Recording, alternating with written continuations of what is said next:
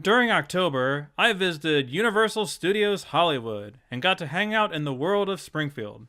I had been to the Florida one already, even doing a video about it. Now it's time to see how the California version stacks up. This is The Simpsons at Universal Studios Hollywood.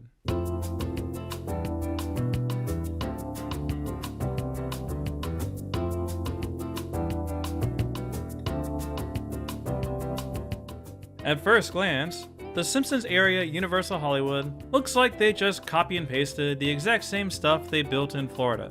And to some degree, that's true. Both locations have many of the exact same elements. Moe's Bar, the Quickie Mart, the Simpsons ride, the games.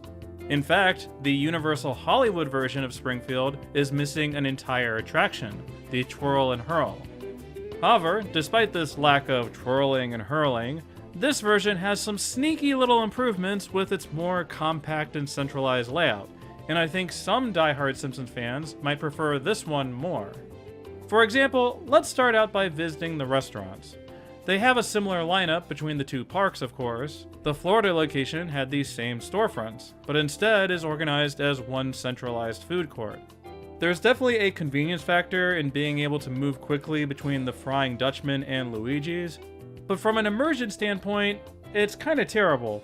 Aside from the Krusty Burger section, it's essentially a generic cafeteria.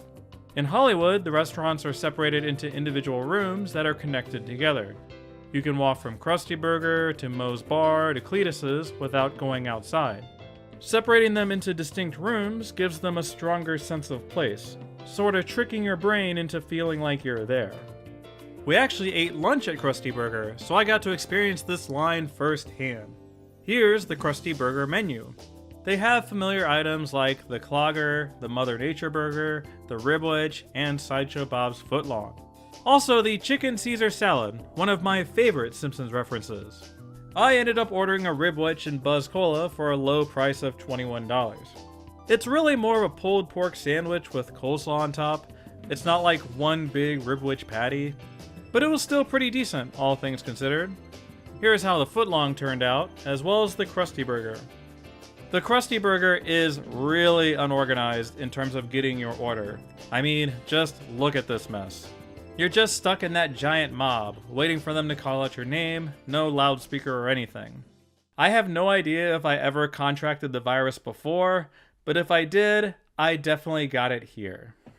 Anyway, if you go to Universal Hollywood, it is mandatory that you check out the second floor of Krusty Burger. There is a fancy room that is filled wall to wall with custom drawings done by Simpsons artists.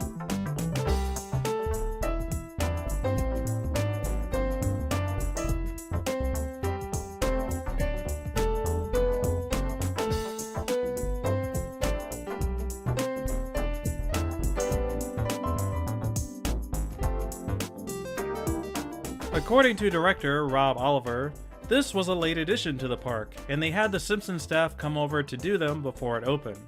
Definitely recommend stopping in here if you visit it. It's so cool. I covered Moe's Tavern in detail in my Florida video, so I didn't spend as much time here this go round, as the California version is basically the same. I do really enjoy these custom drawings of the regulars though, a nice little reference to the show.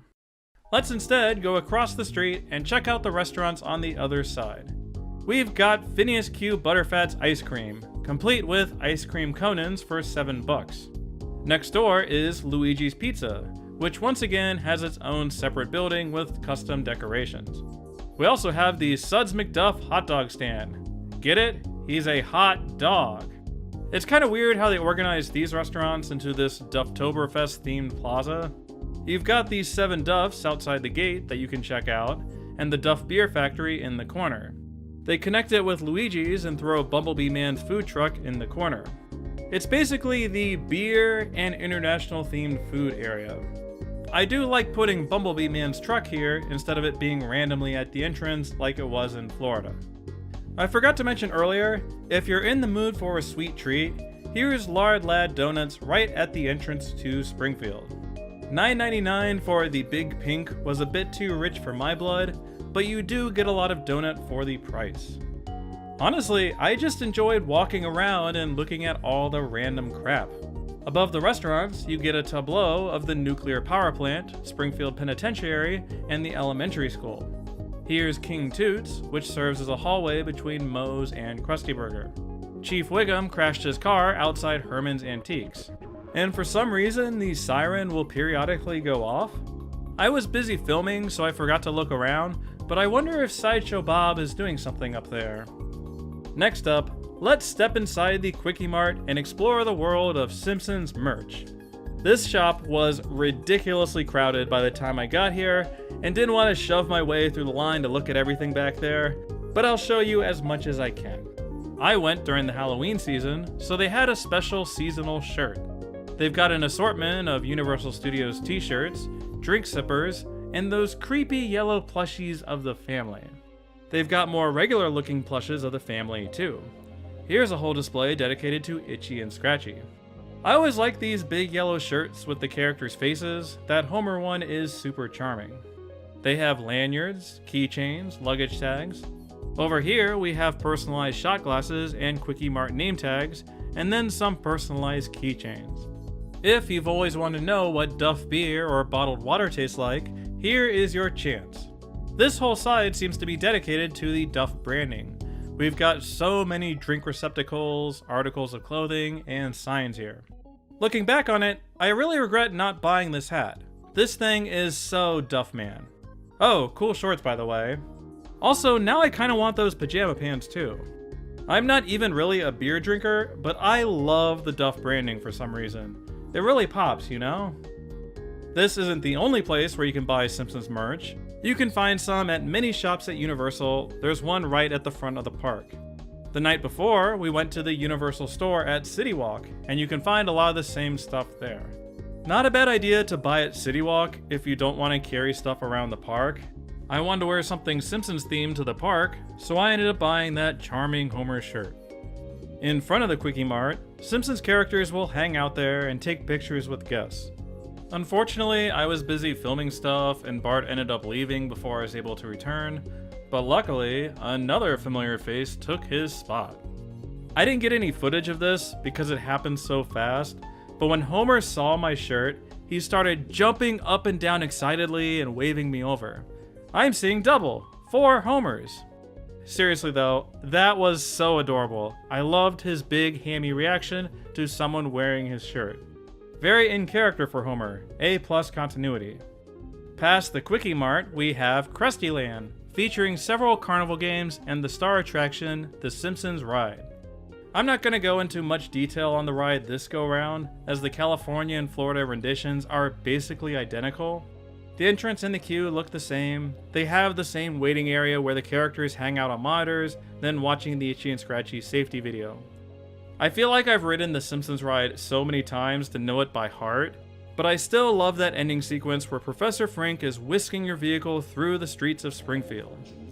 The carnival games are generally the same as the ones in Florida, although I didn't see Mr. Burns' radioactive ring toss, the Itchy and Scratchy whack-a-mole, and most devastatingly, my beloved ball toss game.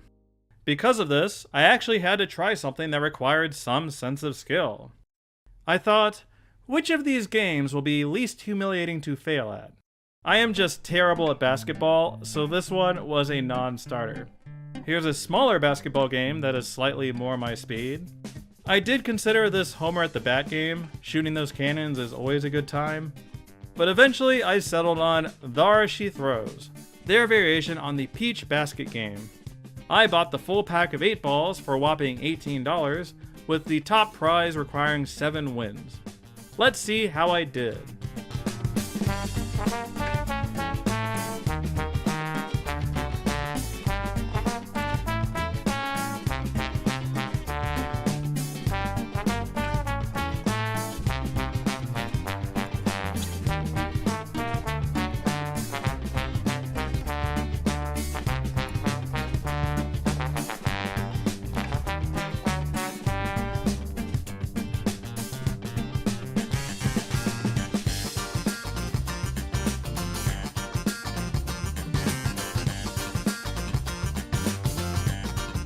So yeah, my underhand toss could use some work. But hey, at least I got 2 in the bucket. I ended up winning this little squid guy. My friend Tyler did the filming for this segment, and he had been watching a person play the balloon popping game next door and wanted to give it a try. He bought 8 balls, just gotta pop the balloons to win. Let's see how Tyler did.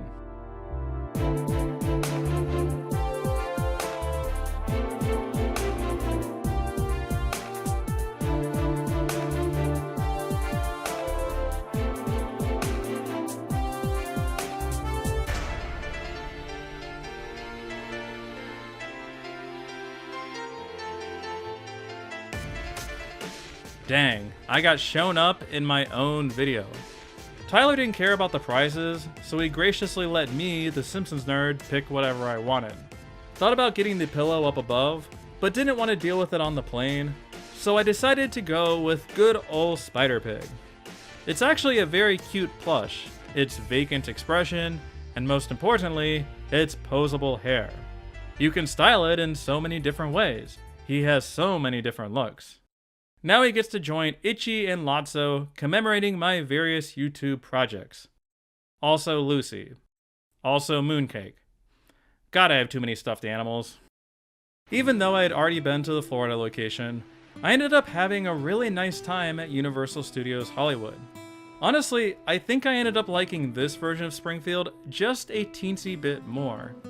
The Florida one is definitely bigger and has more variety in its attractions and games, but the layout of Hollywood is much more immersive overall. Florida Springfield is just a straight line, this linear experience where you walk from one end to another. Whereas here, it's situated in more of a corner, giving it more of a town square feel. You can stand in Krusty Land, do a full 360-degree spin, and everything around you is Springfield. It does evoke more of that Disney feel, that sense of place. I remember really enjoying Moe's Bar in Florida, because it felt like you were stepping into a Springfield set piece. Being able to walk into a full Krusty Burger, or looking at the rustic scenery of Cletus's Chicken Shack, adds a lot of charm to the experience. Basically, I think I just really hate that food court, looking back on it. Honestly, just having that art room puts the Hollywood location over the top for me. It's so cool. I totally geeked out at all those custom drawings and references.